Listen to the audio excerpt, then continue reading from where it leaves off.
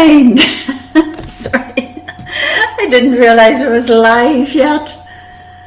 Yeah, so as usual, welcome to our Masterclass, week 4. Monica, hi. Sharon, thank you all for coming in so quickly and saying hi. It's always very reassuring when you know there's a real person there on the other side of the screen. We've got a lot to discuss this week, and very exciting week because we're going to be talking an awful lot about consciousness, about past lives, other lives, parallel lives, the soul, walk-ins, all kind of stuff like that. And this is the stuff that I'm fascinated by, and this is the stuff that I'm good at.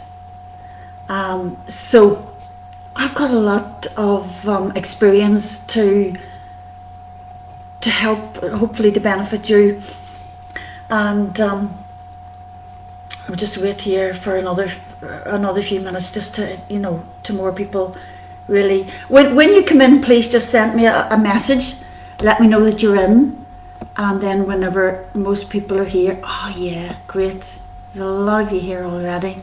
Thank you so much, everybody, for showing up. I think it's great that you show up to the live video, you know. That's fantastic. I love that. Colette says, is anyone hearing a high whistle? Colette, that's probably your sound. Maybe just turn your sound down a little bit, you know, or put on earphones, that'll cut that out. But sometimes I think when you get that feedback, if you turn your sound down just a little bit, it helps. Hi Tracy, hi everybody. Hi Yvonne, Kelly, Anne.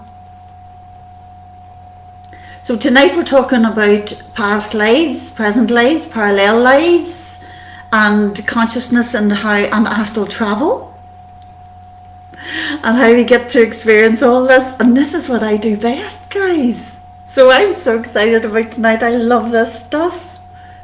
And soul family and ancestral energy, karma, all that stuff is where I work best. So we're in for a treat tonight.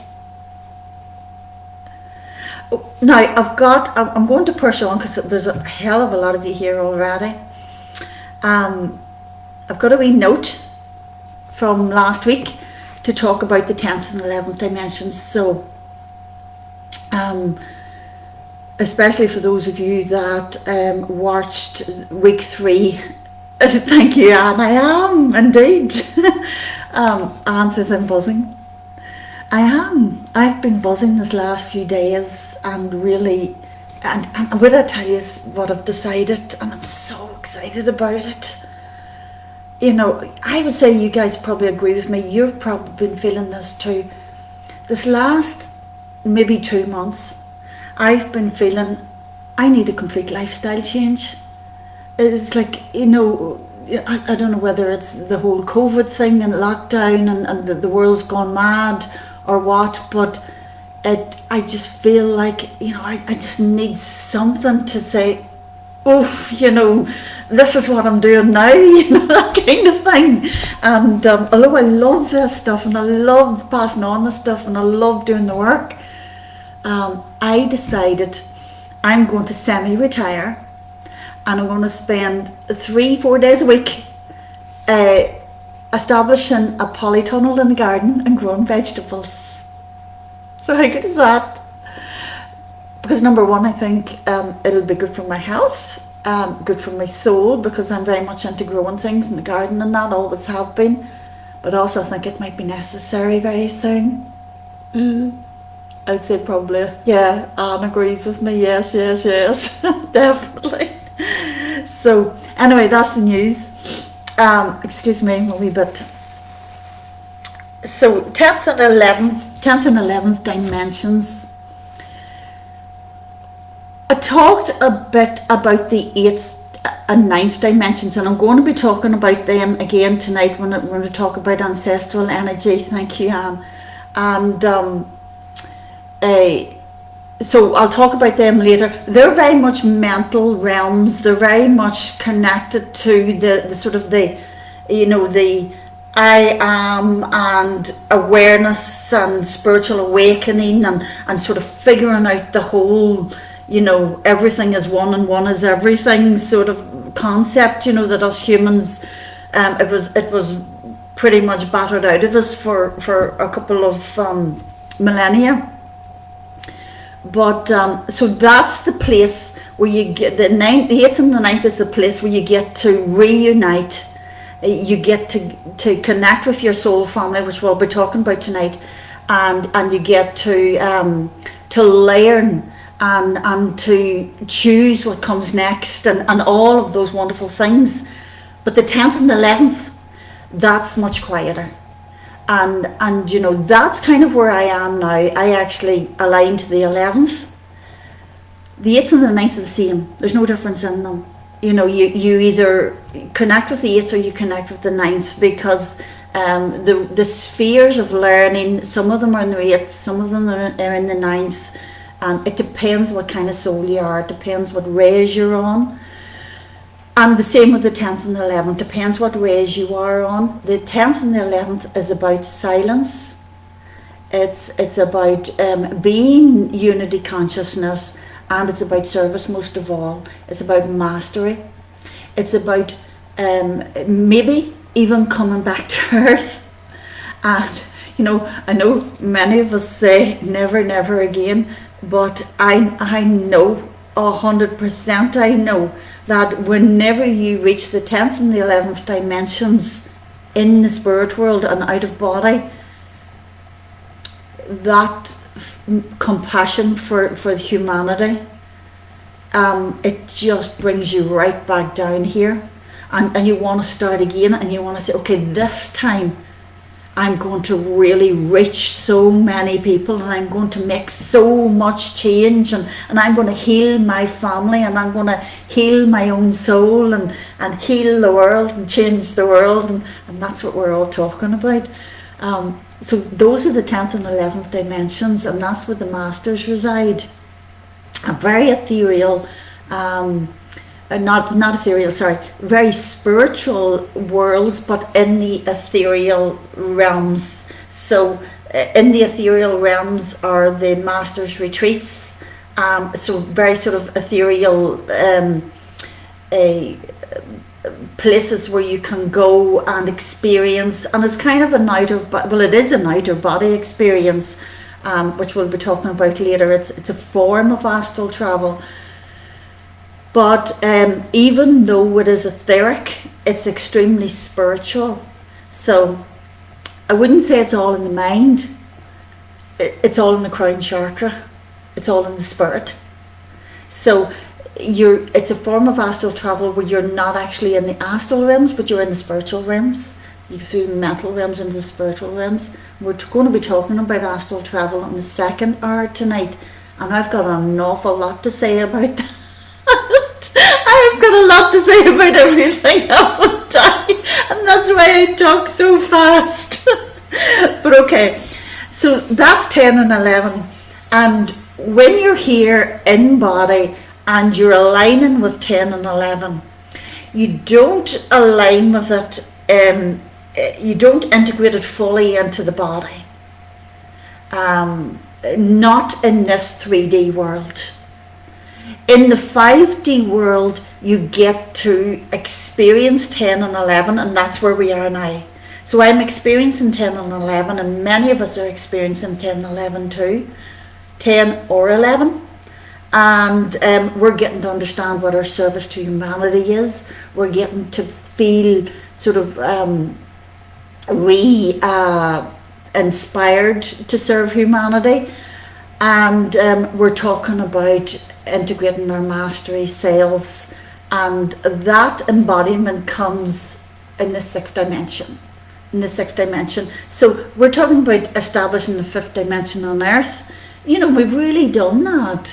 And those that can't see it's just that the third eye's not open, or their heart's not open enough, or they're not attuned you know, to the 10 and 11. But once they attune to the 10 and 11, you bet you they're going to see the 5th dimension. It's a beautiful rose-coloured world for those of you that are seeing it already. It's a very ethereal world. The light's extremely thin, if that's a thing. To me, it feels like, you know, even though everything is still solid, you know, table's still solid and the trees are still solid, they don't look solid.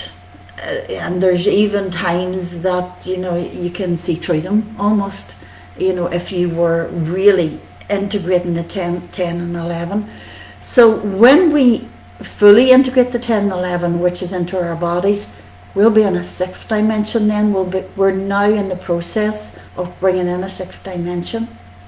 And then we'll bring in a 7th dimension. And we'll keep going on like that until we turn around and go back down to 3. Because it'll be fun to do.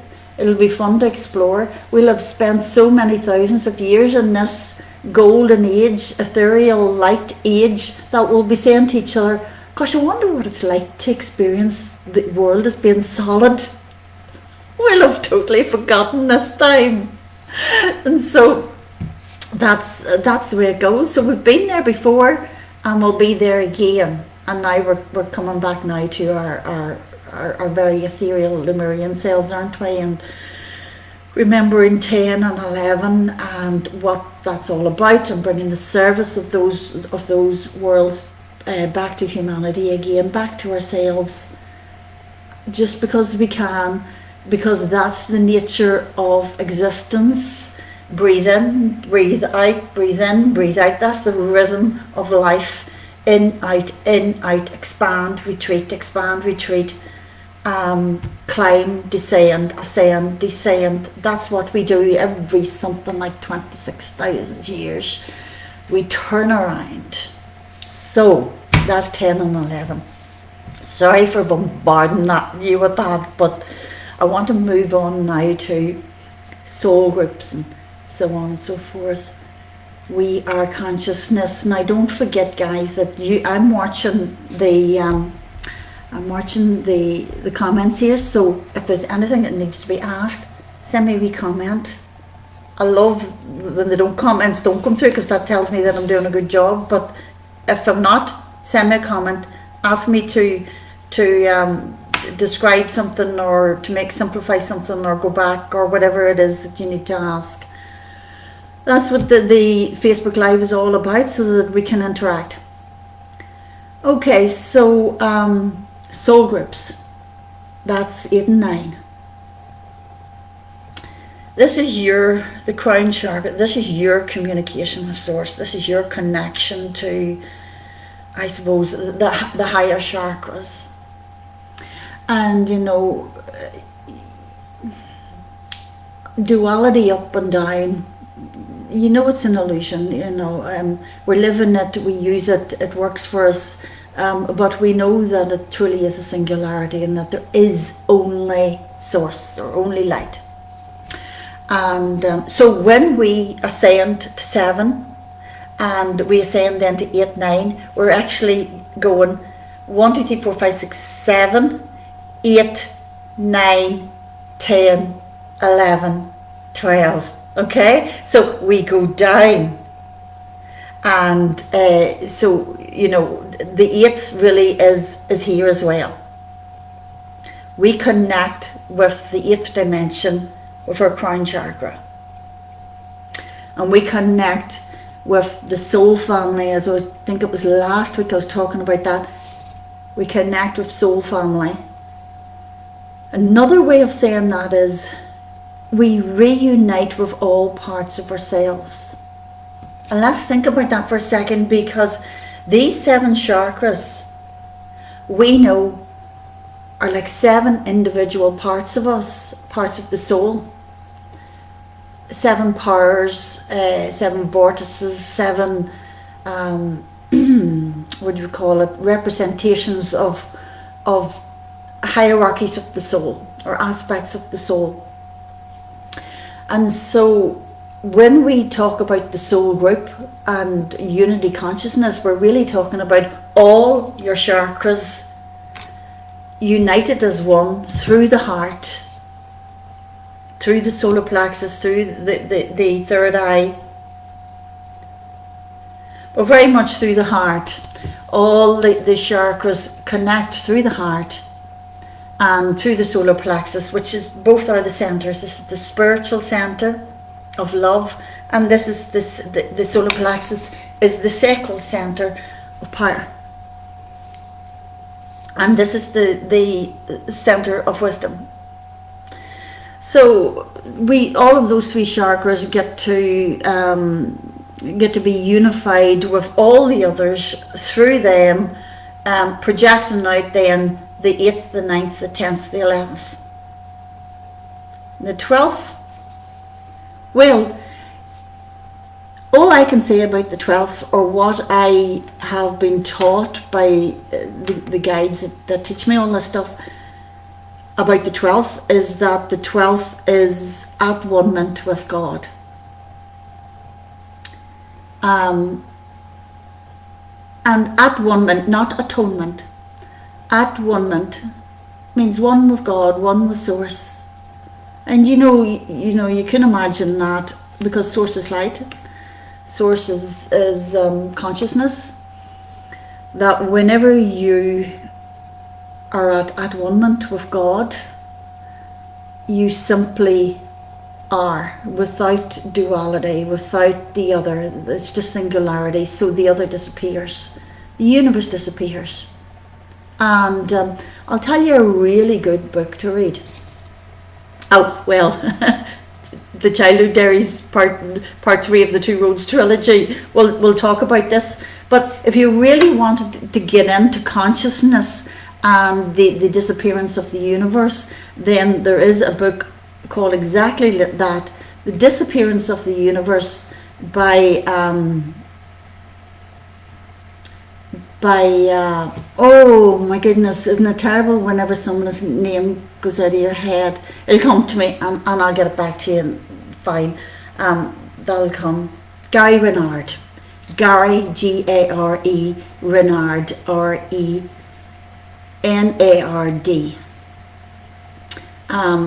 I'll put a wee note here to put a post about it. Great book to read. Disappearance of the Universe, and it talks all about ascension and coming into at one with God, or with light, and the universe disappears. It's an excellent book. For me, it was Black Elk that actually. Megan says, I had a panic attack this morning looking for my Childhood Diaries copy, thought I'd lost it. Great work. It's a fantastic book, that third book of mine. I mean, they're all great, but that third one, wow. And the fourth one kind of goes into what we're talking about tonight, but the third one's, Gary Renard would be happy with it. And actually Gary Renard is happy with it, because he read my work and he endorsed it, and thinks I'm great, give me a wonderful review. It's always great, wonderful endorsement for my books from Gary and his wife. Yeah, it was Black Elk asked me to read Disappearance of the Universe, and this was maybe around 2004, 2005. Disappearance of the Universe was number 2 in the Amazon bestsellers list. Harry Potter, the 5th Harry Potter, was number 1. That's how good Disappearance of the Universe is. And so I actually bought an audiobook, which was very strange for me, because I love books, I love to read books. Black Elk said, buy the audiobook. And thank you, Marianne. She says I'm great. So I listened to the book, and that was in 2004. And I think it was around the time when I was still writing my books. No, it wasn't. It wasn't 2004, because I was writing my books, which it must have been at least 2008. I think I was writing the first book, so it was 2008. And I remember when I finished the book, I lay back on the bed and I said to myself, I love you, Helen. That's my name, Helen. I said, I love you, Helen. And I meant it. And I really meant it. For the first time in my life, I heard those words and I meant it. It was extremely healing. So, I'll drop you a wee post about that book. And the Childhood Diaries. Childhood Diaries is based on me as a child, astral travel. Rose is my character, astral traveling to the spirit world to meet with Black Elk, and him telling me, you know, your consciousness, this is your soul family, this is the way consciousness works, this is what a soul family is, this is what ascension is, so on and so forth, this is how the universe is going to disappear.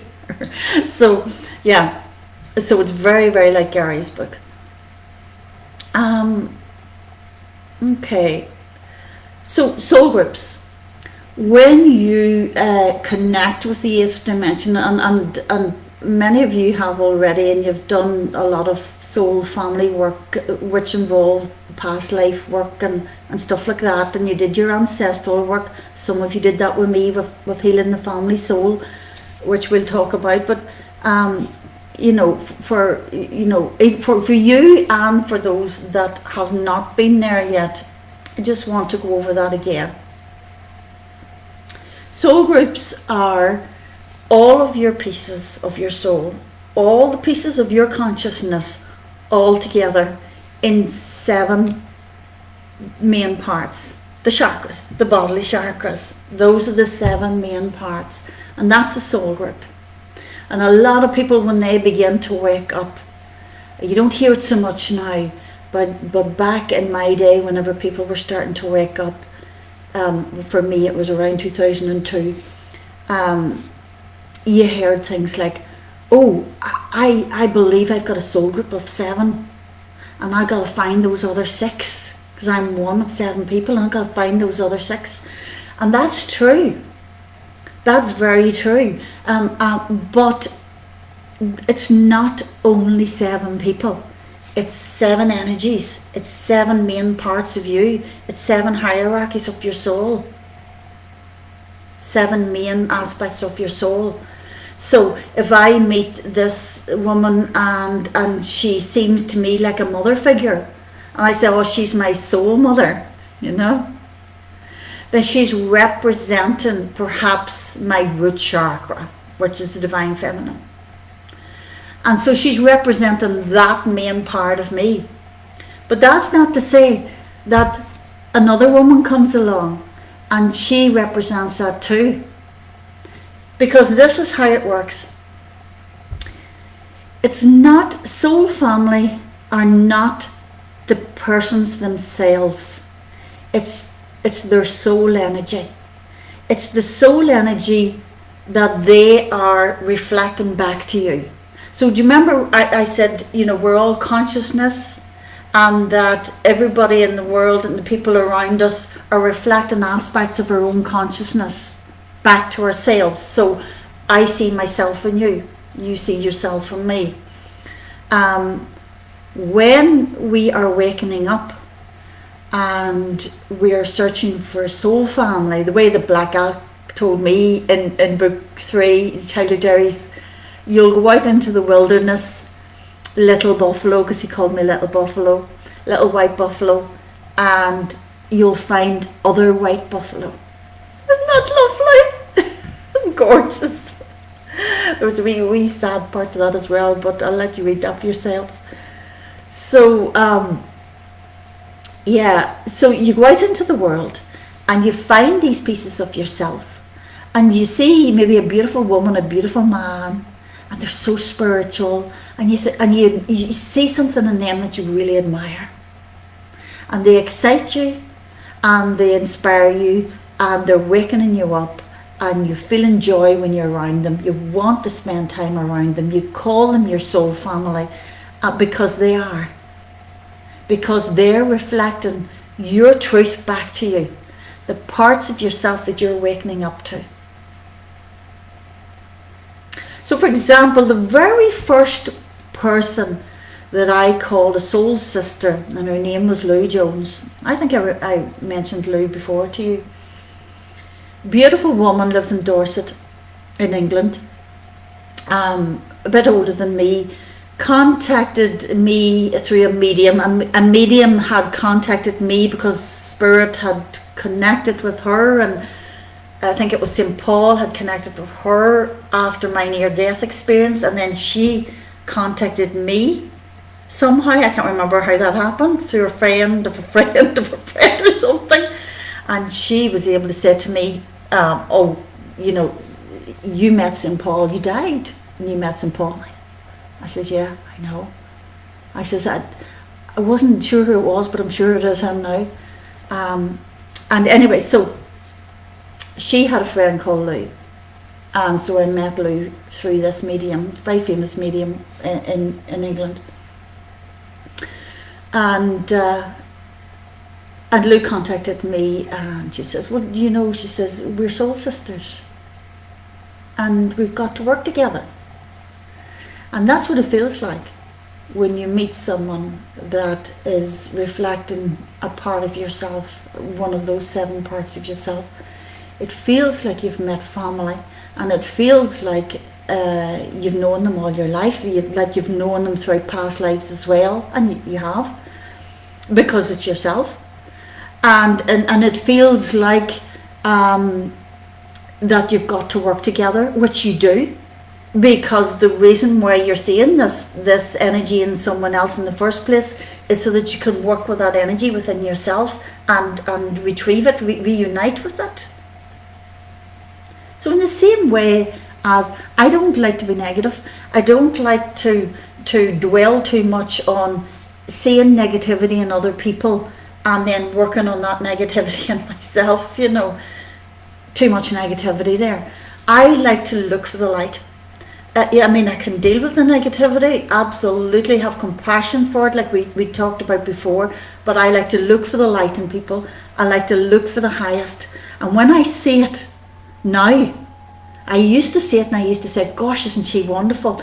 Now I see it and I say, oh gosh, look at me, aren't I lovely? Aren't I wonderful? Isn't that amazing? Not taken away from her, of course, but we're looking at ourselves. We're looking at ourselves. And for me, it's best to keep reuniting with myself. Like Black Elk said to me, do you remember I told you, he said, take everything back to yourself, Eliza. Take it all back to yourself, because that's what it is. That's what you're looking at. That's what the world is. That is what the world is. The universe, the cosmos, everything. It's a reflection of consciousness, and consciousness is I. Not me. Not me, Eliza. Not you, Megan. Yes, Merge. Consciousness is I, the divine. The divine that is experience in duality. And that's who we are. Light. And yes, they're just merge. The universe is a mirror of divinity, of consciousness. So you find and you know, all of my books are about this. They're all based on soul groups, soul family, finding soul family, moving on from all of these tutorials. But my books are based on all of this stuff. The way that Black Elk took me through my lessons from 2002 on, and even from when I was a child, because I go back there in book 3, and then into the future with book 4. But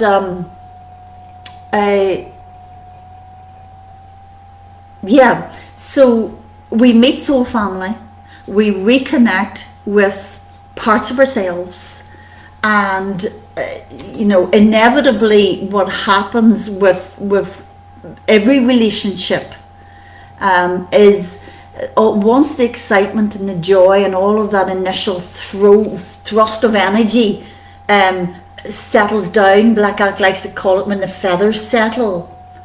Whenever that settles down, then you start to see, oh gosh, there's this other thing, and you start to see your lessons. And then what happens then is, I find that instead of working with the same people again and again and again, even though there may be difficulty and issues and stuff like that, I think it's best then to keep looking for that light. And sometimes you'll find it in them if they're growing as well, but sometimes you'll find it in someone else. And when you do find it in someone else, then what Black Art would have said to me is, well, that person shares soul energy with Lou.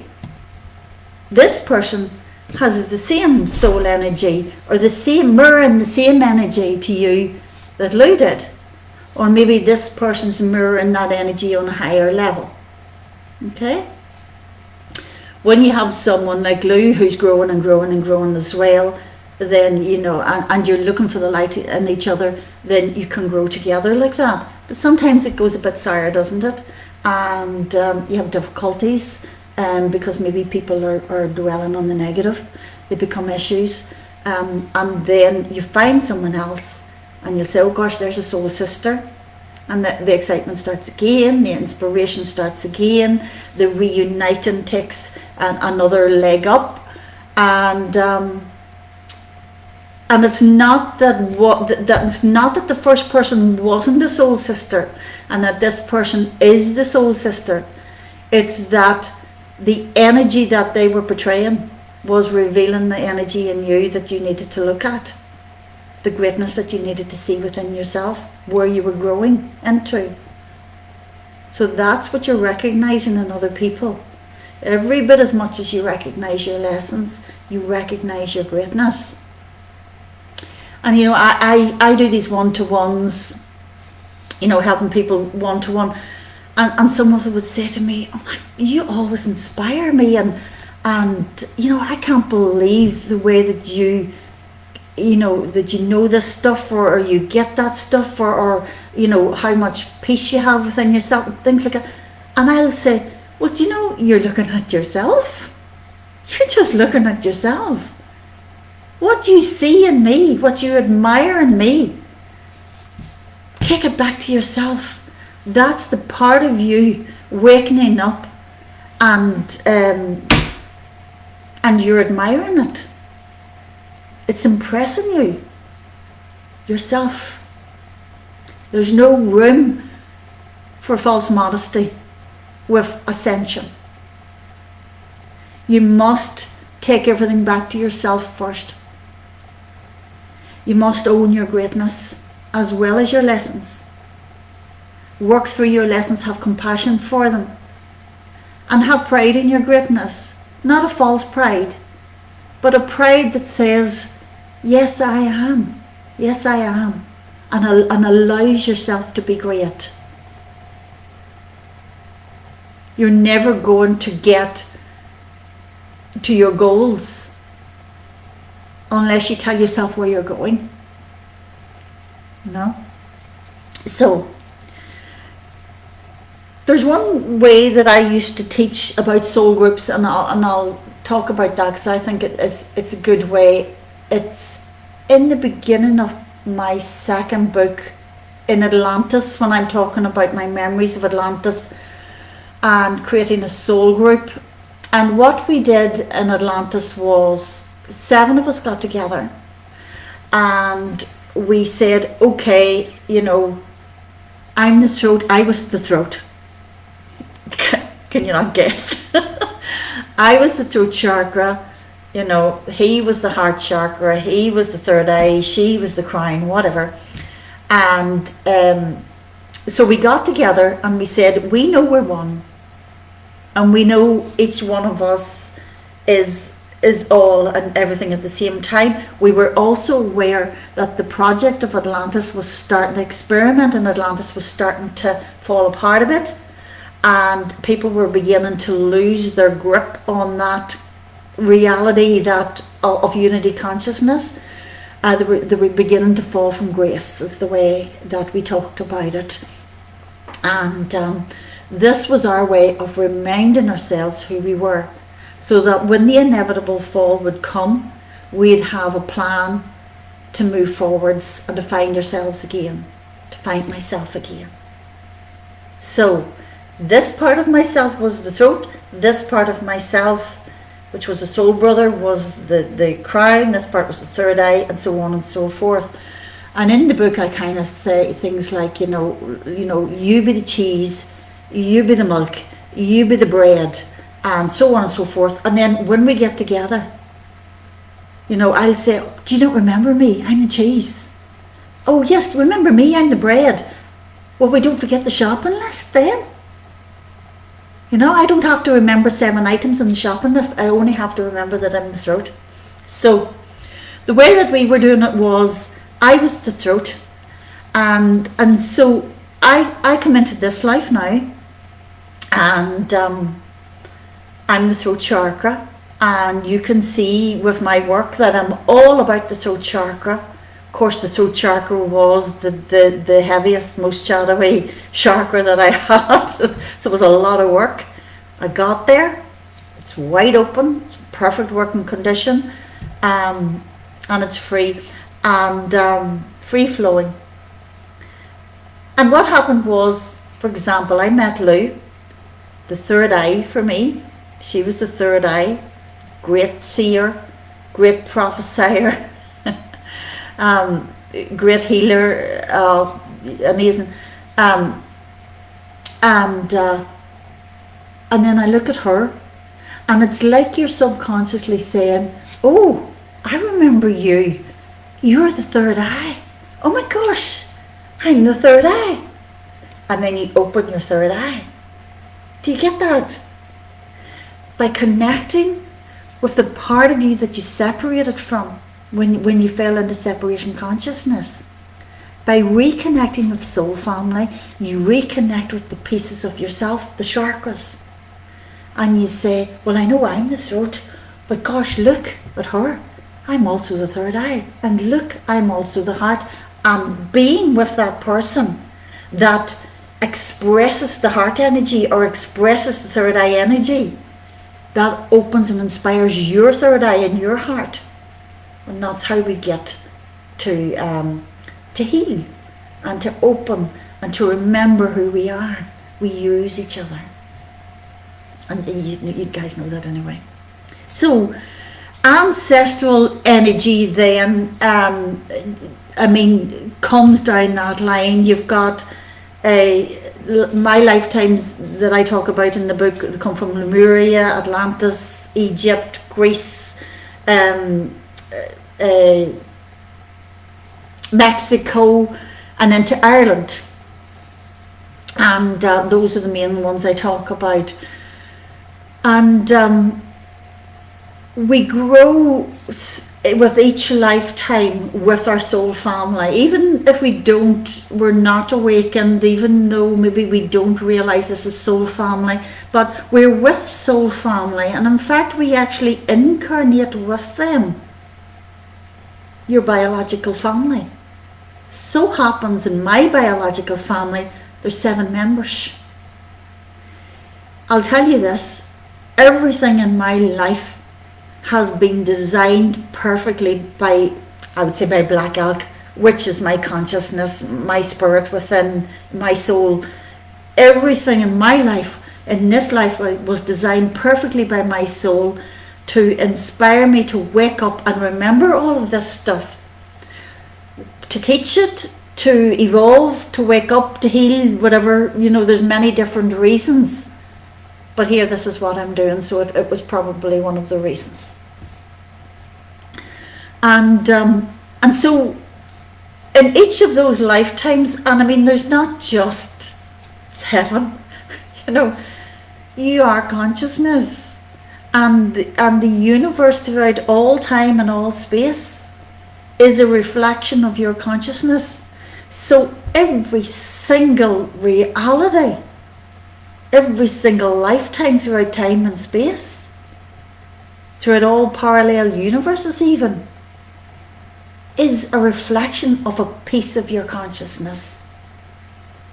Therefore, you are all time and space.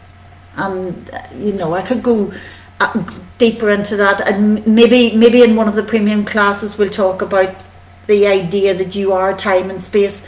But I think for these classes, it would take a couple of hours just talking about it, But enough even to understand that you are consciousness, and that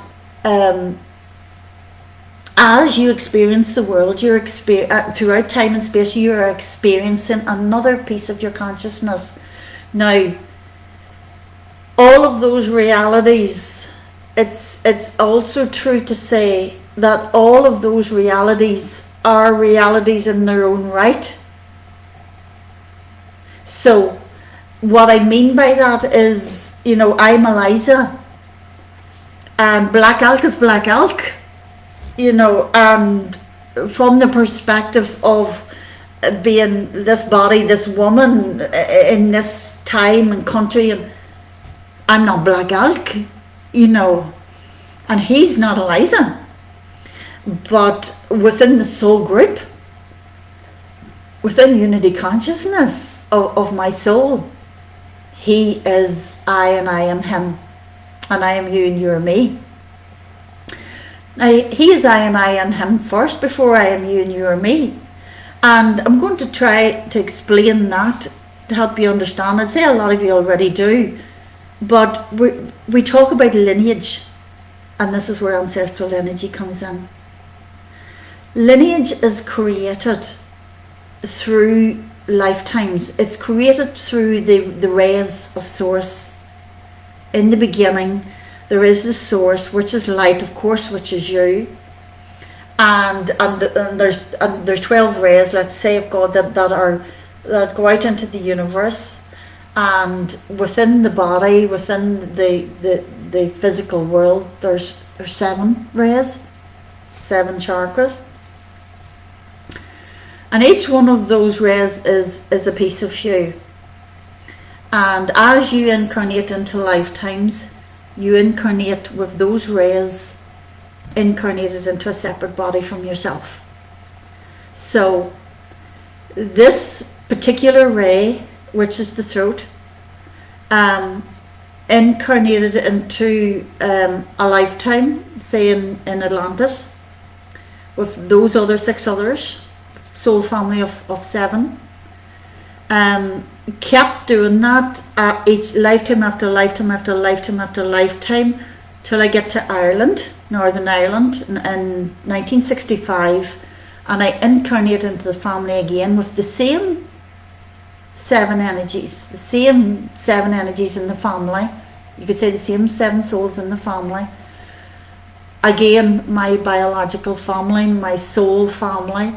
Some families maybe have only 2 members or 3 persons in a family, but then you've got aunties, you've got uncles, you've got grandmas, you've got next door neighbours, dear friends, and that's how the energies come together. There'll always be around maybe 7 main characters, maybe even in a big family of 50, but you'll always see 7 main energies. For example, my sister's like my aunt's energy. It's the same energy, My aunt isn't. I haven't got 7 in my family, and then my aunt's another one. No, she's the same energy as one of those 7. And if you look throughout your entire extended family, you'll see. You can even. I used to get people to write this down as an exercise, and they loved it. I used to say, write down the main characters in your family and their attributes, and their spiritual attributes, their characters, their talents, stuff like that. And then write down the members of your extended family and see who relates to who. And you'll say, oh my gosh, yes, look, there's an auntie that's just the same as my sister. They share soul energy. There's an auntie everybody used to say, oh gosh, you're so like your auntie. You're just the same as your auntie, or you're the same as your Uncle Jim, or something like that. We share soul energy. In my first book, you'll see a classic example of that, where Rose is in a hospital, and the person that comes in to comfort her in the hospital is an uncle that she shares soul energy with. My God, that's like a tongue twister. She shares soul energy with. And therefore he shares soul energy with Black Elk. And this was a way of bringing Black Elk's presence to Rose when Rose was so sick that she couldn't connect with him herself. So it was a way of bringing that soul energy to keep her grounded, to keep her safe, you know. And you can read about that one, we'll not go into it. But that's book one, The Two Roads. And you can I'll put a wee post up about my books, just so you can have a look at them. Okay, so so that's how the ancestral lineage comes about. You know, from the first lifetime, and then, you know, there's maybe 7 lifetimes spring from that, and maybe there's 7 times 7 lifetimes spring from that, and 7 times 7 times 7 lifetimes spring from that, and it expands out until you have a world where there's this lineage that you are is incarnate in so many lifetimes, it's uncountable. And so that's a reality, and every single one of those lifetimes is an individual reality in itself. No one else is me, no one else is you, and yet your soul is an aspect of me, and my soul is an aspect of you. But the individual soul isn't. The individual soul remains individual. It's like here is the arm, you remember it says about the source? The soul, the spark of divinity that sends pieces of itself into incarnation. This is the unity consciousness in the 8th dimension. This is incarnation through here. And so it sends a piece of itself, and that piece separates into 7, but that piece is unique and individual. And when that piece goes back to the spirit world after the physical life, that piece gets to keep their individuality whilst experiencing unity consciousness and one mind and eventually at one moment. And we'll talk about that when we're doing mediumship, because it's a very important thing that many spirits want to bring through and talk about when they're in the spirit world. And especially with my experience, a lot of the stuff, most of the stuff I would have learned from my guides and that, but I learned a lot from spirits from the spirit world that are talking about their experiences and what's happening with them and where they are, and you know, so I learned a lot with that as well. Okay, so that's an ancestral lineage. Now, so you can see how your ancestral lineage is both your spiritual self, your spiritual lineage, your soul lineage, and all the souls that you've spent time with, and it's also your biological lineage too, because all of those souls that along that lineage are the souls that you incarnated into family with in this lifetime. Those are the souls in your childhood that were around you, that you learned to talk from, that you learned to walk from, that you learned their habits, their talents, their characters. Those are the souls that are your soul family. And it's like before, because remember I says, if this soul sister say is not bringing it any longer, then you find your soul energy that you're evolving into or growing into, you see that in someone else. And it's the same with your biological family. Probably 9.99 times out of 10 your biological family do not bring it. They'll bring your soul lessons. Over a heart and a half, they will bring your soul lessons, and it can be really tough. and there can also be a great deal of love. But when it comes to spiritual awakening, your biological family rarely brings it. And I mean, I don't know for sure, but I believe that's because of the black sheep in the family. There's a black sheep in every family. And the reason I believe that is because sometimes, well, yeah, it takes just one person to incarnate into the family and again in a with a plan of awakening, with a plan of bringing all of the family into her, into him, into unity consciousness, forgiving them, having compassion for them, and hopefully enlightening them. Now, with most families, the enlightenment doesn't happen. Sometimes it does. I have a wonderful experience where it's definitely happened with a cousin that I know, and it's happening with one of my sisters as well. Actually, two of my sisters are starting to really wake up, which is fantastic. But that's because of the work that the black sheep does, you know. That's because of the work that the avatar does. And it's like you're an avatar. It's like you come to be the Messiah. It's like you come to be the Saviour. I'm going to wake my family up. Now, you're really saying I'm going to wake myself up, and then that relates to waking your family up and wakening up the world or whatever. As long as you wake yourself up, do you remember we talked about this in week 1? As long as you wake yourself up and you do your own work, the world and the family wakes up around you. It's not going to wake up around you unless you wake up. You don't have to say to people, wake up, wake up, wake up. Let me tell you, you've got to wake up. That's never going to happen. They're not going to wake up like that. When when souls are ready to wake up, they'll wake up. And that's usually because it is because it's expanding out from you. You wake yourself up, and then you start to experience awakening in other people. You look around you and it's happening all around you. And it's happening around you because you did it. And then from their perspective, it's because they did it. Okay? But there seems to be one in every family that gets the ball rolling. And when you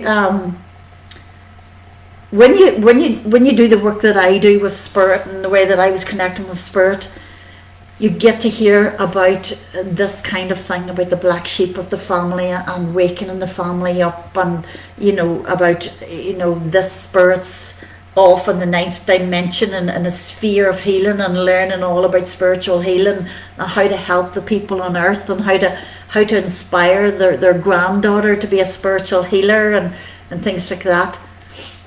And that's where healing the family soul came in. Healing the family soul is about reuniting the 7 pieces of yourself back into one, into you. And then when you do that, then the 7 pieces of yourself that are outside of you wake up. They heal as well, because they've healed in here. They can't heal outside of you unless they heal in here.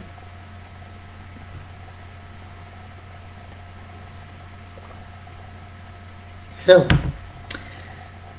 I call this work Healing the Family Soul, and you can read all about Healing the Family Soul on my website. It's 16 years of work, listening to the spirits and how all this works, and then eventually working with Padre Pio to come up with a 9-day ritual to clear all soul energy, all soul lineage karma, and which is the sins of your fathers and your mothers. I don't like that word, sins. The mistakes of your fathers, your mothers, your grandparents, so on and so forth, past lifetimes, karma stuff from that as well, because it's all integrated into your biological family too. That can all be cleared in 9 days. And healing the family soul is how I do it. That's how I developed it. So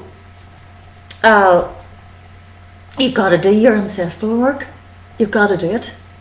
You can't not do it if you want to ascend, if you want to be the healer, to be the seer, to help other people, which is, you know, what all you guys are about. If you want to do that, if you want to be the greatest version of yourself, all that you can be, you must clear your ancestral energy, that ancestral lineage back through past lifetimes and through your biological family, which is probably just as important, not more important or less important, just as important, equally important to do your past life work and to do your family work as well.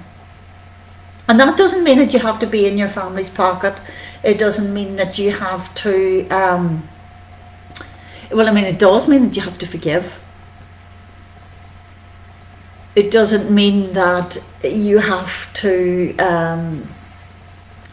allow abuse or trauma or backstabbing or, you know, rivalry between sisters, or, you know, these are all things that I hear about. It doesn't mean that you allow all that stuff. It doesn't mean that you allow a spousal abuse, domestic abuse. It doesn't mean that you allow alcoholism in your life, or you know, some other kind of addiction in your life. It means that you forgive all of this. And by forgiving all of this, and we talk about this in book 3 as well, and book 4 in particular, very, very important to understand. I think for me it was important to understand, because I had a lot of forgiveness to do in my life and with regards to my family. So for me it was important to understand that forgiveness is not, well, you did this but it's okay, we'll move on. That's not what forgiveness is. Forgiveness is, it's an aspect of sort of third dimensional forgiveness, but divine forgiveness is about forwards giving the universe over to the 7th dimension, or the Father, you could call it the divine masculine, to give all over to the divine masculine, to be the divine feminine, and to give herself totally over to the divine masculine, to open herself up and consume him as he penetrates her, and heaven comes into earth. The spirit comes into the body. We were talking about last week, that body soul merge. And that's what forgiveness is. Forgiveness is around the medicine wheel, north, south, east, west, which is mind, body, spirit and emotion. I know we're going to talk about that in the premium classes, and we talked a bit about it last week, but forgiveness is moving around, not halting, not stopping, going with the flow, and just taking, from a shamanic point of view, you would say, taking the energy, the spiritual energy of your past lives and your family or whatever, taking their emotional energy and taking their deeds and stuff like that, and just flowing with it and moving with it, not identifying with it, but just carrying it along and bringing it into the West, which is death, and letting go of it over to the Father, over to God, just letting it be, letting it go over to the divine light, and the divine light takes care of it.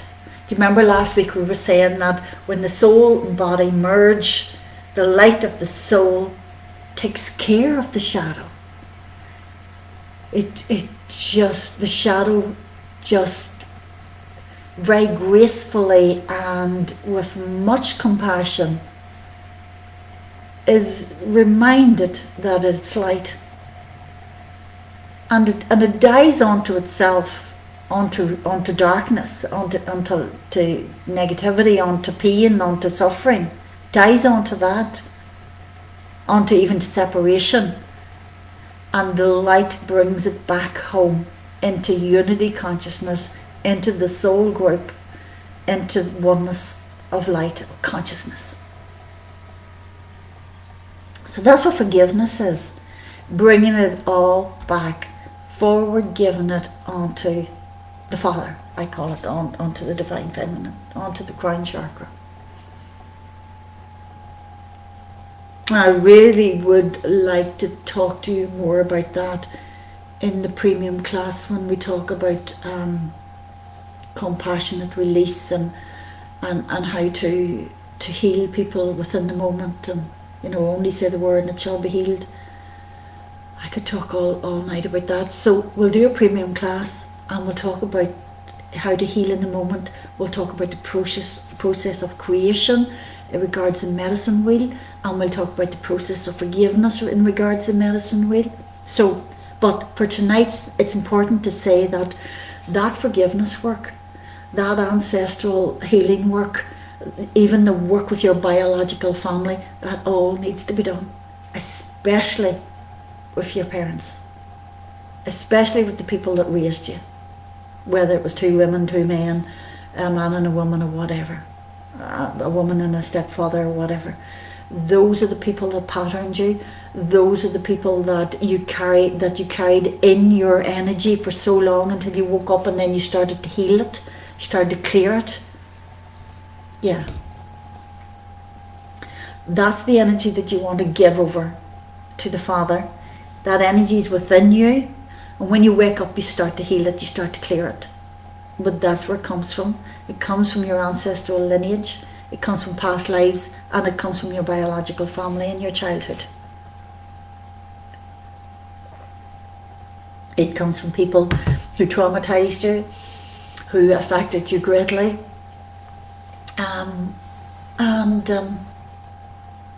so a lot of stuff. There can be a lot of stuff, and it's all your stuff. It's all your stuff. So when you do past life work, I need to motor on. When you do past life work, that's valuable work. To find someone like myself, or find someone that does a past life regression therapy that will hypnotize you and bring you back into your own past lifetimes, and see, re-experience, or gain the information as to what actually happened, is very valuable, because you will always find that it relates to this lifetime. For example, someone in this lifetime maybe who had, I think of an example. I was talking to a lady yesterday. I was talking about a lifetime in Atlantis, when her husband and her were doing important work, and he was being manipulated, and when Atlantis fell, he then believed that she was responsible for betraying him, and he has carried that sense of betrayal with him to this lifetime, in which he has a persecution complex. He's not well, and the same soul energy that manipulated him in Atlantis was manipulating him in this lifetime, and he fell under its spell again, separated from his wife, and blames her for his illness. It's all her fault. Dear lady. But so we did some important work yesterday to clear all that, and to bring that into the light, which we did, and it was wonderful. But that's a good example of how past life work is important. But what are past lives? Pieces of your consciousness throughout time and space. And there is only now. There really is, from the perspective of unity consciousness, from the perspective of consciousness, there is no past, present and future. There's just now, this moment. This is what is. and the past is, it's all there in your subconscious. You know, if we do a premium class on healing, we'll talk about that, the subconscious and where that's coming from. That's all related to time and space. But past lives are all in your subconscious. You know, what you're waking up to, you know, the information that you hear coming from me, that's all in your subconscious, and it's being merged by me. It's all in your subconscious. All the information of the universe, the Akashic records they talk about, all of that's in your consciousness, in your subconscious mind. And I was going to talk about the unconscious there, but I think I'll not. I'll just move on with the subconscious. So past lives are all there in your subconscious, and they're all happening right now. It's not really past, present and future. I mean, that's only, those things are real, you know, they're realities. A past life in Atlantis happened maybe thousands and thousands of years ago. That's a reality in itself. But it's not the reality of unity consciousness.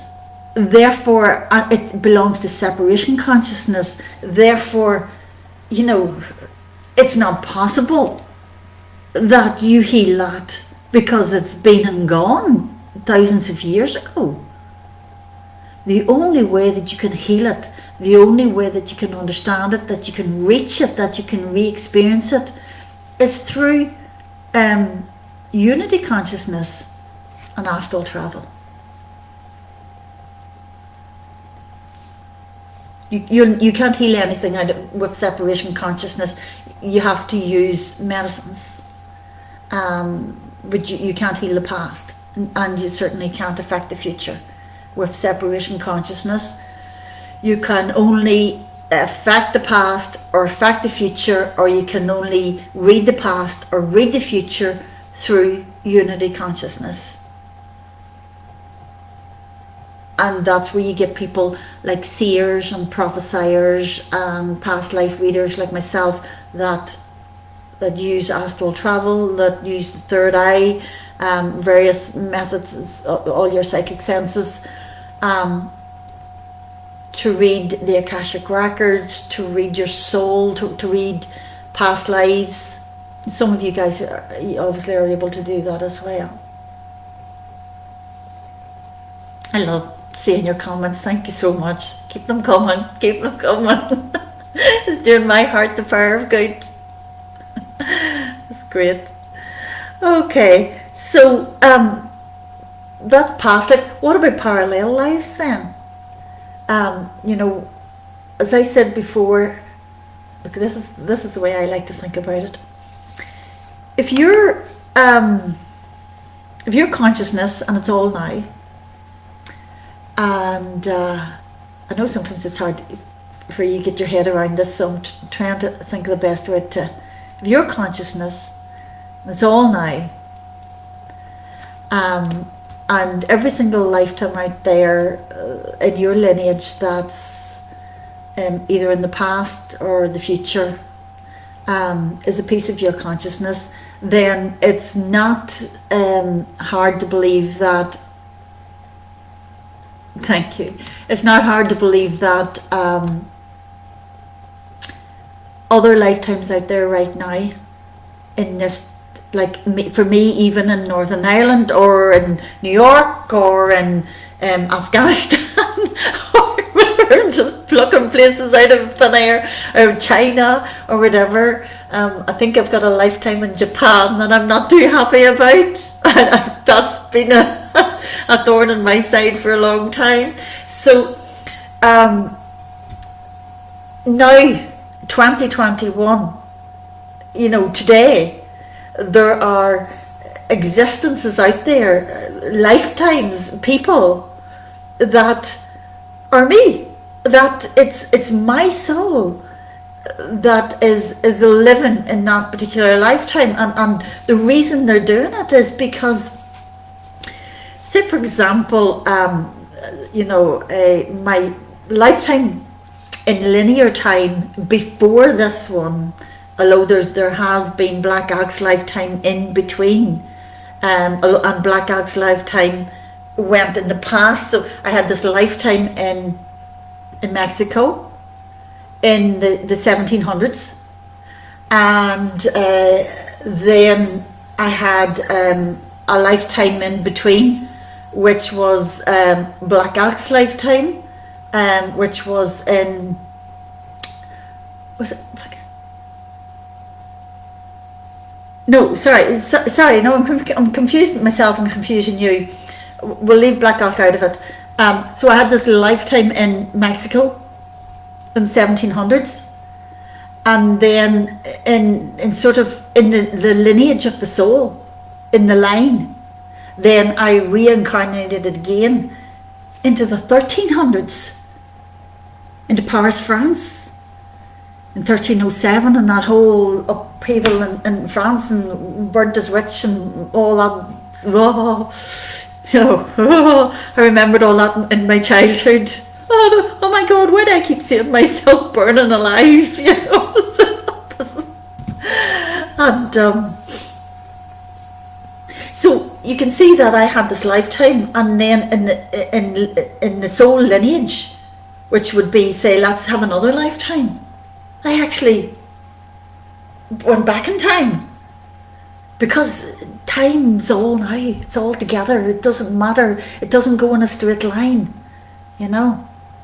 but parallel lifetimes now. So say for example, I was in Mexico, and then I died when I was 4, and I came into the spirit world, and I write about this in book 2, by the way, and I decided, okay, I need to learn these particular lessons, blah blah blah. Best place for me would be Paris, France, this particular year. And you don't just hop skip into Paris, France, into one family. Why would you do that one thing? When you're in the spirit world, I call it the purple world. This, by the way, this is the 7th dimension where you're talking to soul family. And I talk, the wee girl, Maria, she's only 4, and she's talking about the purple world, which is my wee book for children, Maria and the Purple World. But so Maria's in the purple world. She's between lifetimes. She's contemplating another lifetime in France, in the 1300s. She just doesn't contemplate one lifetime. Why would she come to the world with one lifetime to learn such important lessons? No, you come and you spread yourself out all over the earth. So I began to recognize this. Oh gosh, when? It was when I had the Eliza Eleanor activation. It was around 2009, something like that, 2009. I think I was just beginning to write my second book, and I started to recognize people in the world, the way I was recognizing soul family. Well, then I started to recognize people, and I would say, well, no, hold on a minute, because this person's not just a soul sister. This person's me. That's me. In the same way as when I met my husband and fell in love, his soulmate, I looked at him and I said, oh my God, not only do I know you and that I've spent many lifetimes with you, but you're me. You're me. And I said that without even being spiritually conscious, but spiritually awake. The intuition knows, you see. You just know, the heart knows.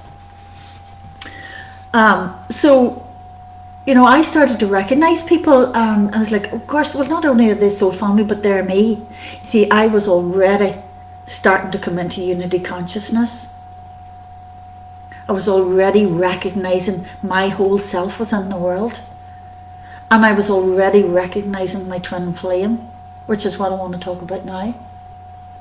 Parallel lifetimes are, you take this individual soul, then there's countless souls, individual souls living in the world right now today that if you looked at them, you'll say, oh gosh, that's Eliza. That's just her.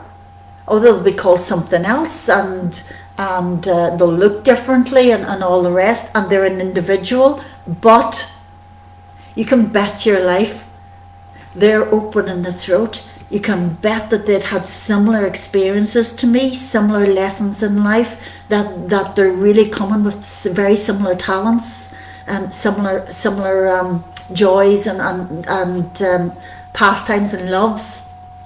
You know, what makes my heart sing makes their heart sing. You know, what makes me, fall makes them fall.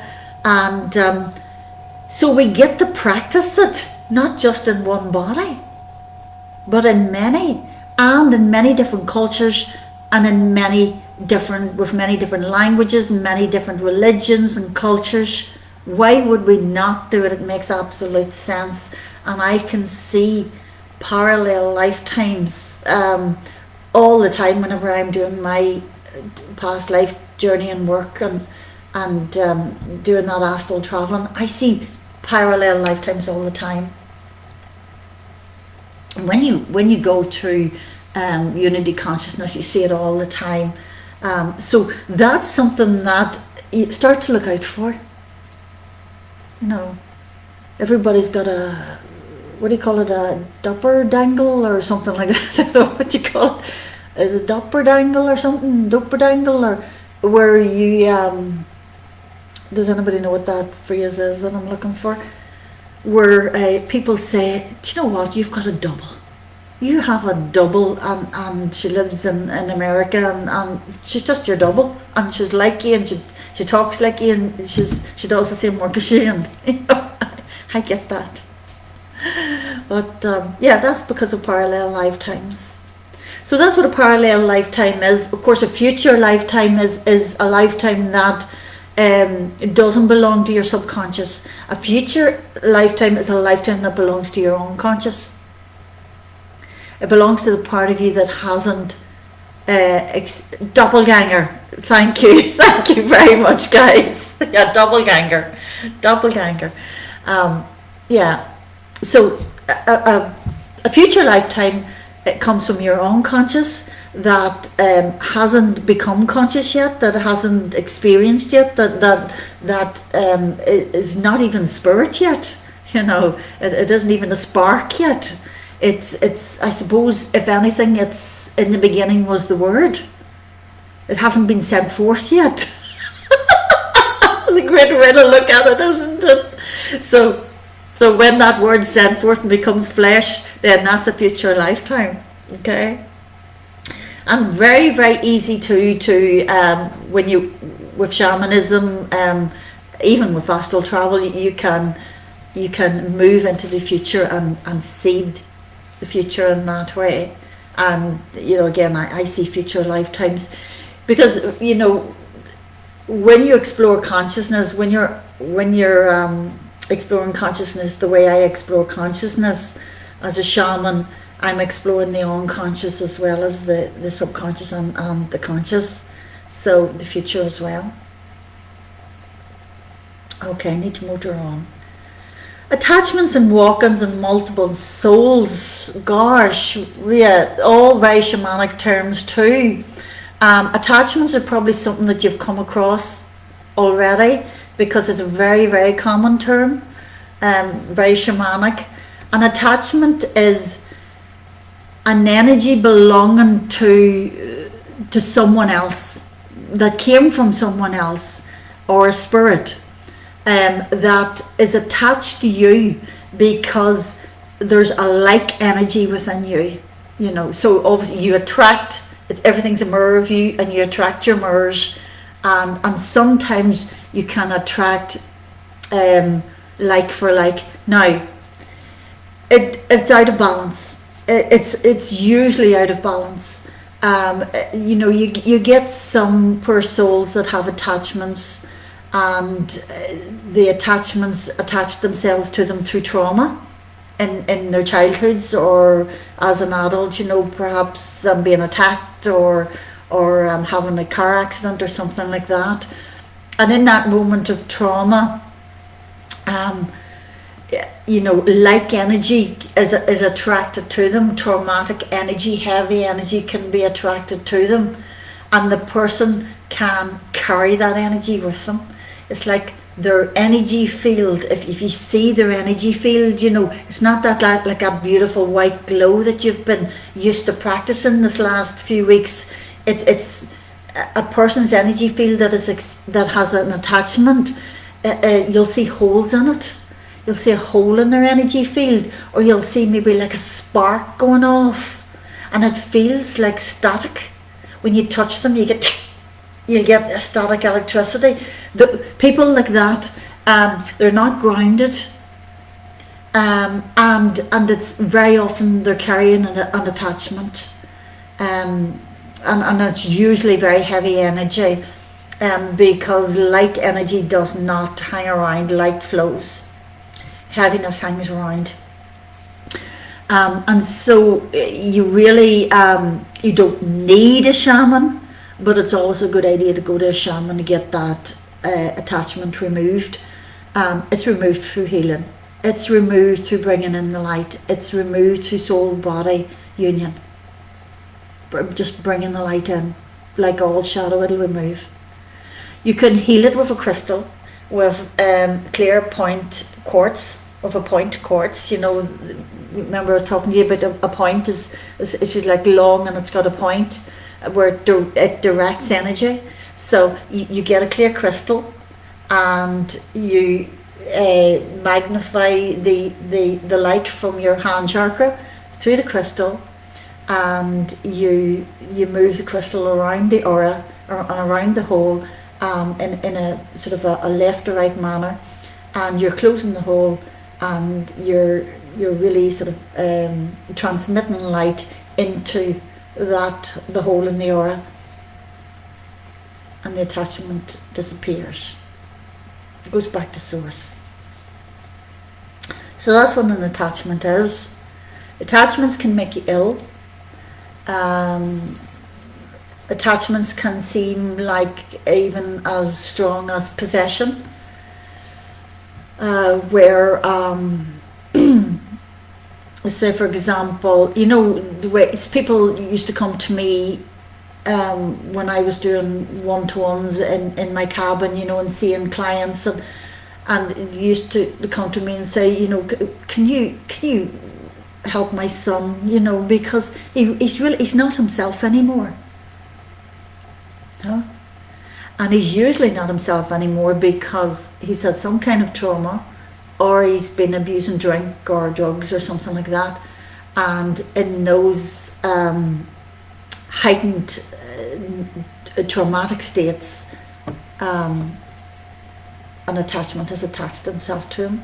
And attachments can be elemental energies, which are extremely hard to get rid of, but they come back again and again and again, but you can't get rid of them. I can get rid of them, but attachments can also be a spirit from the spirit world that's just wants a free ride. That's the way I talk about it. They want a free ride. They attach themselves to a living person, and so much so that the person takes on their characteristics, and they're not themselves anymore. That attachment then, if it gets really severe and so bad, then we're talking about possession, where a person's mind, a discarnate mind from the spirit world, has taken over the mind of a living soul. And the living soul's mind is still there and knows who they are and all the rest, but the discarnate mind is in control, and the living soul's character changes, and they maybe become abusive, violent. This will never happen with a light-centered soul from the spirit world. It just would not happen. It never happens. It can happen if the soul or the medium opens up to them and says, yes, you can merge with me, you know, like for me with Black Jack and channeling his words, but he would never dream of taking over just so that he can be alive again. You know, we do have wee times where he'll say to me, go and take off your shoes and walk on the sand. I love to feel it, you know, I love to feel it. And so I'll let him feel it through me. It's fine. He doesn't take over. No. A spirit, a light spirit, will never ever attach themselves to you, and they'll never possess you. They'll share your body with your permission for particular work, and that's it. If attachments or possession is going on, it's heavy energy, and it needs to be healed. The person needs help, and that's where shamanism comes in. Walk-ins are a little bit different from attachments and a little bit different from possessions. Walk-ins are a very positive thing, I believe, a positive concept. A walk-in basically is, my soul's experienced a walk-in, and I'll tell you one in particular. I used to have many dreams throughout my life about this until it took me years and years and years to figure it out with Black Jack's help. But basically what happened was, I was in Egypt. I was an explorer, and I was exploring the tomb at Giza and the Sphinx, and there were people after me. I'd never really figured out why these people were after me, but it's kind of like a little bit like this sort of a Illuminati energy, you know, where no one wants the secrets to get out, sort of thing like that there. So I had that kind of thing going on in that particular lifetime. I was sweating profusely. I had these khaki sort of gear on, you know, this light sort of tan coloured gear on, and my heart was gave out. I think I was a very heavy man, and I remember lying on the dirt and having a heart attack, and I remember an experience of leaving my body and then seeing like this soul or light move into the body, and I was still outside of the body. And then I went on to the spirit world, and that light remained in the body. Now, I don't have any memories of the rest of that person's, of that physical body's life, because the mind that I had was in the spirit world.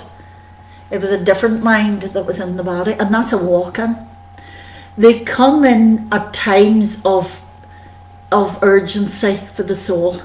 When the soul's work is not done, when the spirit is not ready to leave the body, but there's an urgency or great fear in my case, that was causing a heart attack, and of course the mind that came in was able to heal that.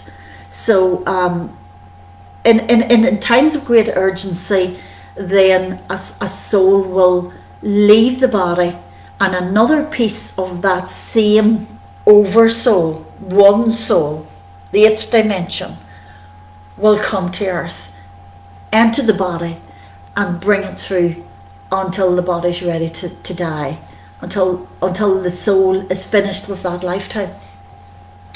So the spirit leaves and another spirit comes in, and the spirit that had the body first doesn't remember anything from then on, because it's not their mind. It's not their individual mind. And I don't remember anything. But that's a walking. And walk-ins can happen for many, many different reasons. I was talking to a lady who come here one day, years ago, maybe 10 years ago. She was from Ireland, and she spoke to me at length about her mother's problems, and her mother was gravely ill, and her mother was a very bitter woman, very sharp woman, And sorry, just a moment. Alison asks, so would that person appear differently in personality? Yes, would. It would seem that the explorer person that I was, that man, that fat man, it would seem that suddenly his personality was different, that his character was different, and people would say, gosh, hasn't he changed? All of a sudden he's gained all this confidence. He's not frightened anymore. Whatever. Maybe this mind that came in knew exactly where to find the information that he was looking for. You know something, the soul will always find a way to do the work that it wants to do. It will always find a way. And walk-ins, multiple souls, these parallel lifetimes, these are all ways of ensuring that the lessons are learned, experience is gained, and work is done for ascension, to heal the family soul, and an extension to heal the world, and an extension to shift the ages, to evolve into golden light of you are all that you are again. And then you'll turn around and your work will be about coming back down again and descending into separation consciousness. But yeah, so these are ways that we all help each other, all the different individual minds that we are, which of course is one consciousness, all helps each other through walk-ins and parallel lifetimes. Through guides, spirit guides, that's another classic example. Through the patriarchs and matriarchs from the spirit world that say to me, I want to do healing the family soul work with my family, and they inspire their loved one to come see me and say, you know what, Eliza, I think I'll do that healing the family soul work. Bet your life it always came from a matriarch or patriarch. Sometimes I even get to see who that was. And it's wonderful to be able to pass on that information if that happens. But yeah, so multiple souls then, walk-ins are important. Walk-ins sometimes are highly necessary. Multiple souls are not really a way of... multiple souls are not really a way of ascending. But they're kind of like I wouldn't even like to call it an ailment, but almost like an effect of ascension, of development. So when you're developing so much that you're moving into unity consciousness, but maybe you're not healed, and maybe you're taking drugs. Or maybe you're taking cannabis, or maybe you've been traumatized, or maybe something happened that you were spiraled out of your body, and your consciousness gets separated. It gets into shock and it separates, and maybe all of those pieces come together again. But instead of coming together again as one, they come together again as multiple personalities. It's like the soul is so opened, forcibly opened, that they start to hear voices. Are we talking about schizophrenia? It happens when the soul is forcibly opened, when it's opened acutely and suddenly. And for me, for example, when I was a child, traumatized, it was good for me that I was going astral traveling into the spirit world to be with Black Elk. That was very comforting and healing for me. But at the same time, my consciousness was shattered, and so I could hear voices. I became the medium. Is it a good thing or a bad thing? It's neither, really. It's just the way it is. Mediums, are people that hear voices. But they know how to control it, they know how to manage it, and there's purpose in it. A schizophrenic is a person that does exactly the same thing but is out of control, doesn't know what's happening to them, isn't able to control it, and maybe they're being medicated, you know, which makes them worse. So multiple souls can appear in a person's life, in a person's soul, and that's when medical professionals start to talk about multiple personalities. That's multiple souls. It's pieces of my soul that have all sent down into the one body, and I'm connecting to this oversoul here, and all these different pieces. And you seem like you're a medium, you seem like you're out of control. When I was in the psychiatric hospital, remember I talked about Rose was in the hospital and the uncle came in bringing Black Ox energy. So when I was there, I was talking to people. I don't remember who I was talking to. It wasn't Black Elk, it was just people. And there was nobody there, and only minds, you know, and I was kind of a bit catatonic where I was just jabbering away, and I'd talk with a different voice, and I'd be answering people that weren't there, and the doctors thought I'd lost the plot altogether, tested me for schizophrenia, and thankfully decided I wasn't schizophrenic. But yeah, that's a classic example of multiple souls. Even today, a classic example of multiple souls in me would be, for example, last night, channeling that woman's higher self. And the higher self was called Kinetica or something like that, Kinetica.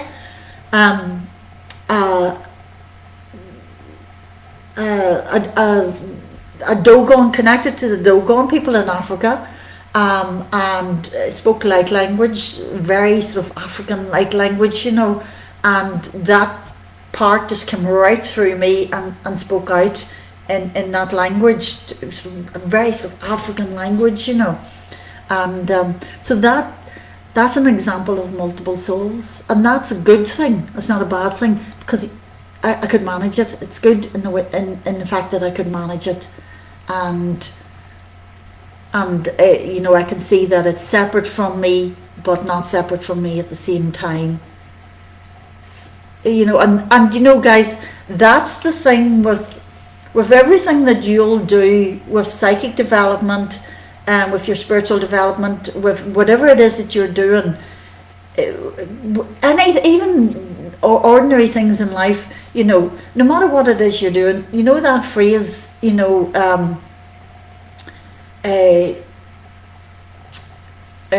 temperance in all things, you know, that I don't think temperance is the right word, but we're balancing all things. You stay in the middle, stay balanced, accept both light and dark, accept both up and down, accept both good and bad, or whatever, you know, accept both light and shadow, and be in the middle, because that's the place of peace. I often talk about this. I don't really have much time to talk about it, but I will certainly talk about it in the premium class about healing. The two roads symbol, which is like a cross and a circle, and it's like the Holy Grail, you know, it goes in, and that's about the balance between the two roads, between the good red road, which is spiritual road, and the difficult road, which is the black road from east to west of the earthly life. When you balance soul and body, and stay in balance with all things, then you've got peace. Then you're aware, you know, and everything comes into that peaceful place, harmony between everything, you know. So it's important to view everything from that perspective. It's important when you're opening up and developing, that you stay in that perspective and don't get too much into the spirit world, because then you can get a situation where you're in a psychiatric hospital and you're hearing voices and so on and so forth. Or too much to the physical world, with that openness there and not embracing the light, then you get attachments. You see? Orla says, with organ donation or blood transfusions, does part of the consciousness of the donor merge with the recipient temporarily?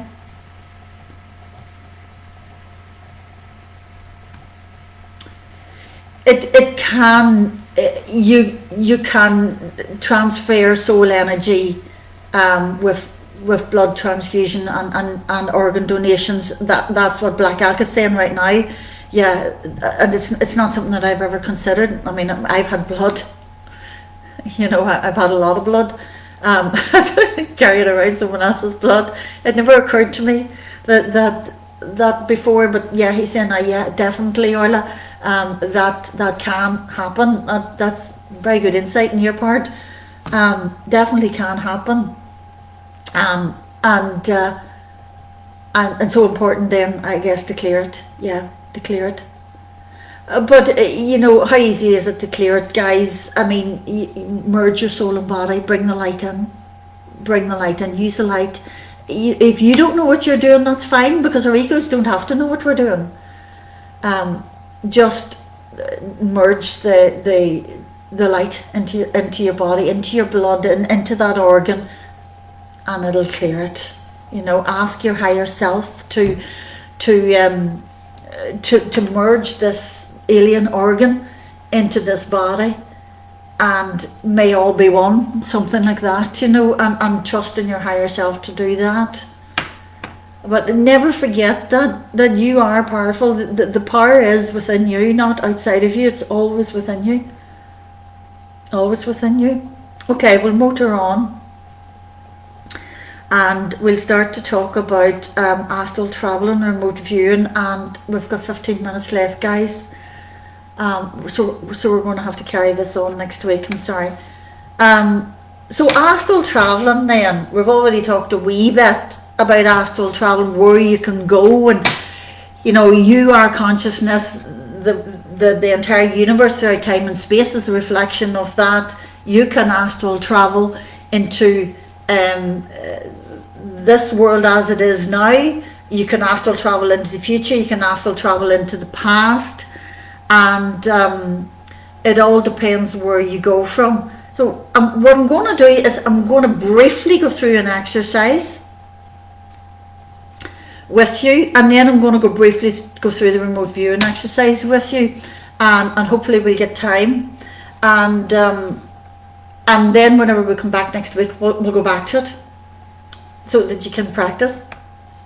So astral travel is about being outside of the body.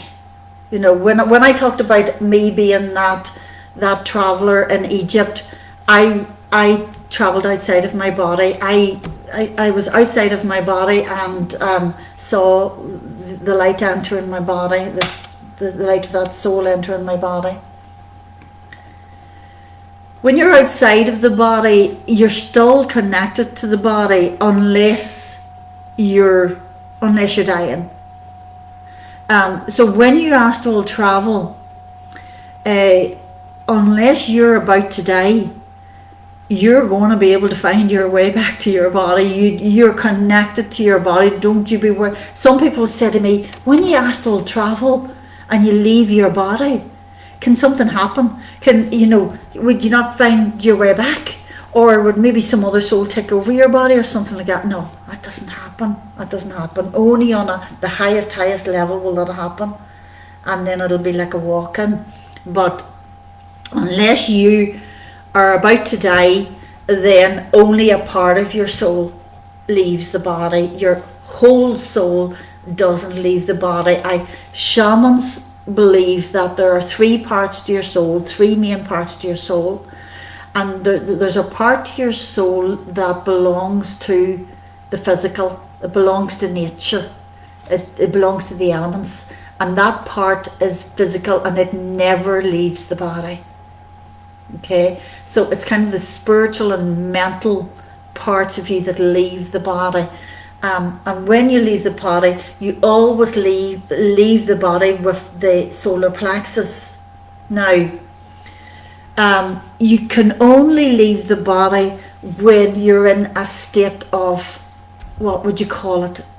A state of, you know, when you get that tingling, a state of awareness, spiritual awareness, where you really bring your spirit right into presence within the body, and you start to tingle.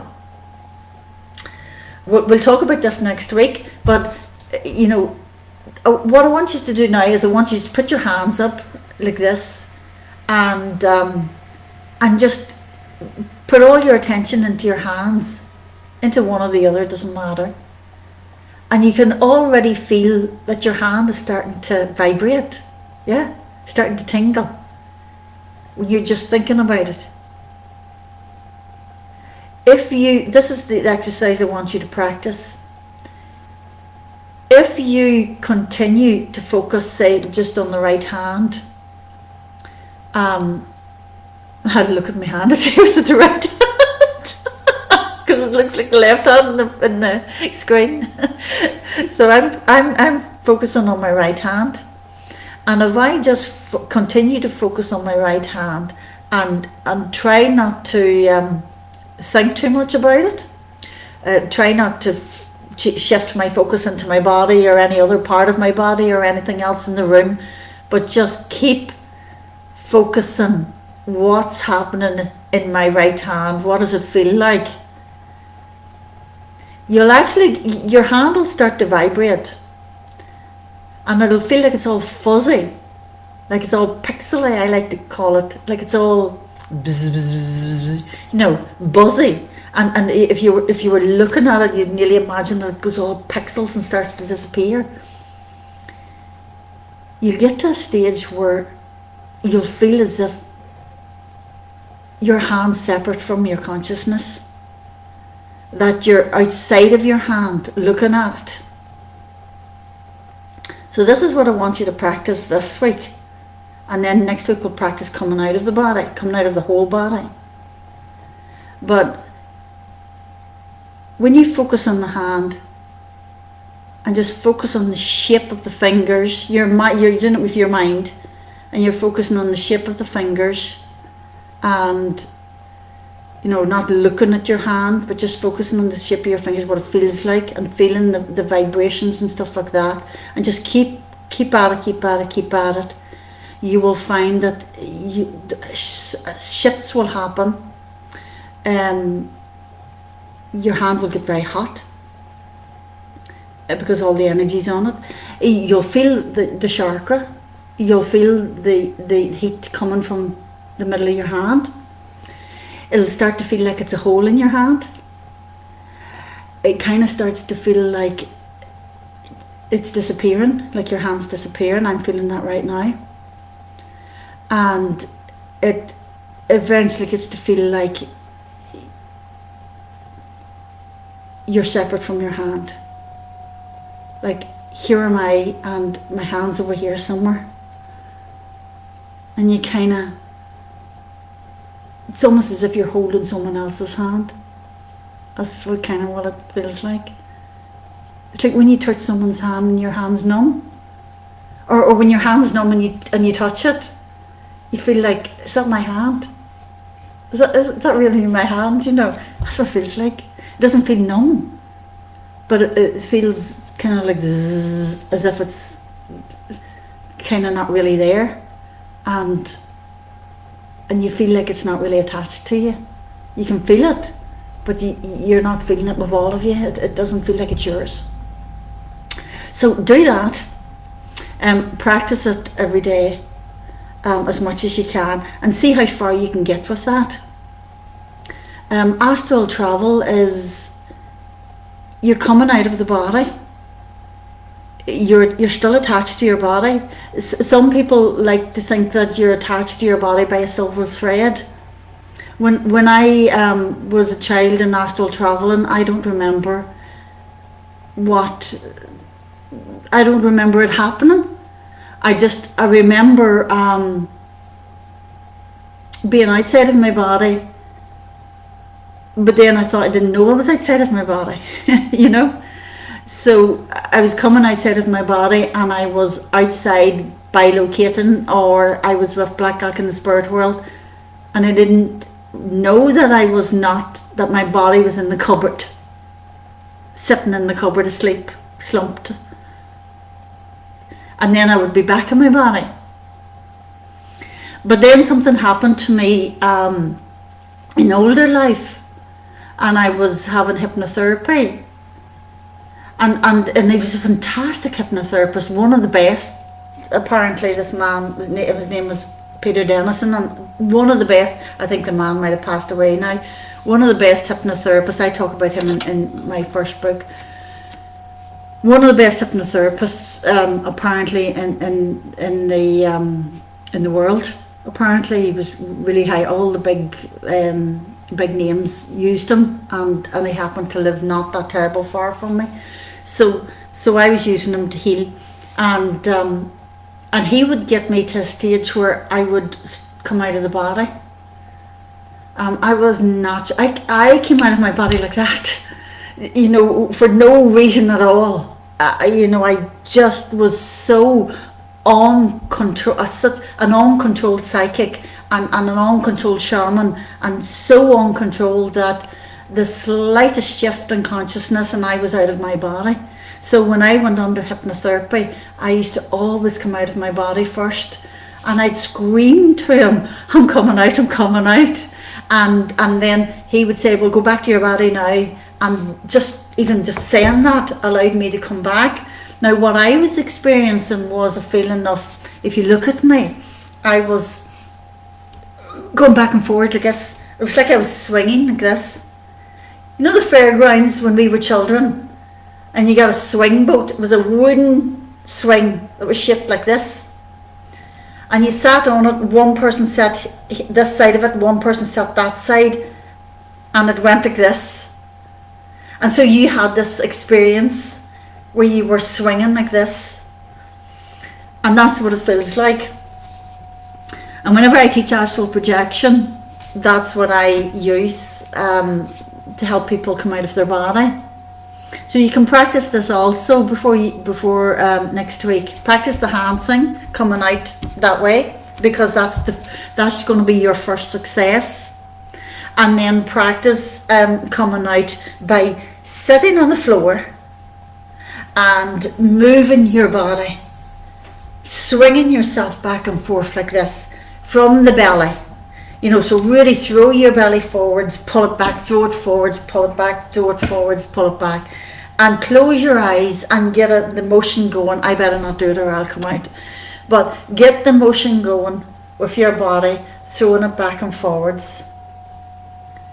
And while you're doing this, do what you did with your hand. Bring your awareness into your belly and allow your belly to go all pixely and all sort of fuzzy. And there will, if you have some success, then you will suddenly go whee and out from the solar plexus. It'll feel like you don't come back again, like you go thrust forward, as if you're falling off the swing. And one of the screen memories that I used to have, a screen memory is a memory that's not a real memory, but it's covering up something else, something that maybe is traumatic. And one of the screen memories that I have is being on a swing and falling off the swing and flying forwards into the air. Well, that was astral projection that I was remembering. So practice your hand. Focus. Listen, guys. Astral projection is something that shamans do, and they've probably been doing it for many, many lifetimes. not everybody will astral project, even after a few tries. Shamans will do it with practice. Most people, if they practice long enough and hard enough, they will have some success. But here's the thing too, you do it all the time when you're sleeping. So, you can do it, and you do it all the time when you're sleeping. It's just not so easy to do it when you're wide awake. Practice it when you're feeling very sleepy, very tired, when it's easier for you to slip into a meditative state, or when you just wake up and you're not quite awake just yet in the morning. Practice it then. Or if you're laying in the sun in the afternoon and you get that dozy, heavy, oh, I just love to close my eyes and have a nap feeling, that's a great time to do it. Use the hand and just very, very gently bring your awareness into your hand and focus all of the awareness into the hand, and just how it feels. Don't move the hand, but just how does it feel, and get the heat going, get the pixely feeling going, that buzzy buzz, fuzz fuzz fuzz, vibrational feeling, and see if you can get yourself to the state where you feel like the hand doesn't actually belong to you anymore, that it's not attached to you, but you're still able to feel it. If you can do that, then try the swing boat thing, and go back and forth and practice that way.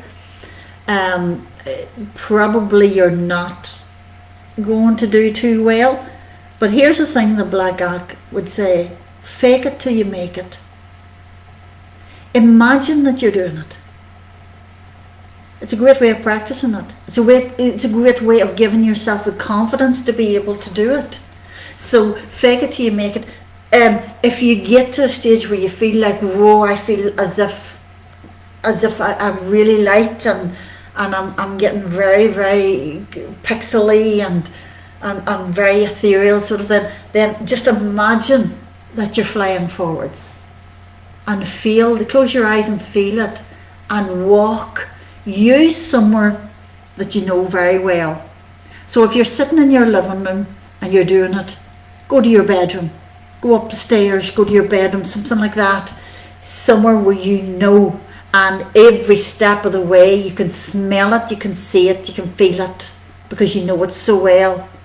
And that'll give you the confidence not to be afraid of astral projection, because it is fear that stops you from doing it. It's the belief that it's not possible that stops you from doing it. So if you practice that and fake it till you make it, and imagine you're going, a hell of a lot of astral projection is through the imagination, and then the person doesn't actually experience the leaving the body in the first place.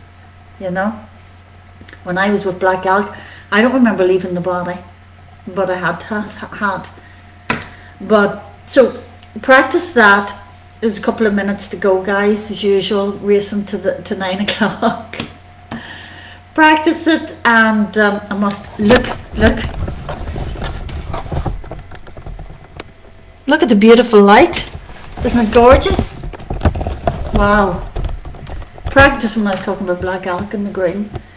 Practice that, and practice the hand thing.